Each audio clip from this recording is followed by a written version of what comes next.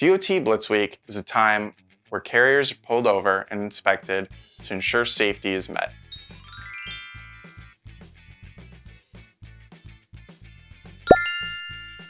So the DOT pulls over 15 trucks per minute, which is a crazy statistic because it's not like they're pulling over a truck and only sitting there for a minute with them. They're sitting there for a while going through this giant checklist.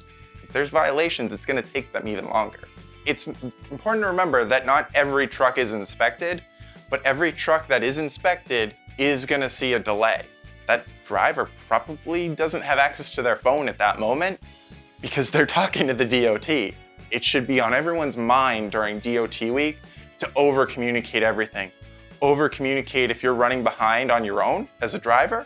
Over-communicate if you're a customer that your load's critical. Like, hey, I need to ensure that this ships.